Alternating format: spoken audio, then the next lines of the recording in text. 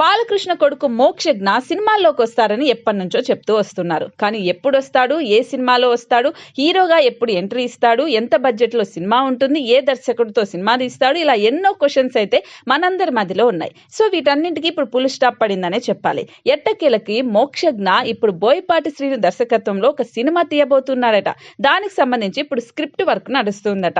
అంతేకాదండోయ్, శ్రీలీలానే ఈ సినిమాలో హీరోయిన్ గా ఉండబోతోంది అని సమాచారం కూడా అందుతోంది. అంతేకాదు, ఇంకొక బంపర్ ఆఫర్ ఏంటి అంటే, ఈ సినిమాలో అంటే మోక్షజ్ఞ మొదటి సినిమాలో నారా దేవాంశు కూడా నటించబోతున్నాడు. అదేనండి, నారా లోకేష్ కొడుకు, చంద్రబాబు మనవుడు ఆ బుడ్డోడే నారా దేవాంశు కూడా ఈ సినిమాలో నటించబోతున్నాడట. ఒక చిన్న క్యారెక్టర్ లో తన ఎంట్రీ అయితే ఉంటుందట.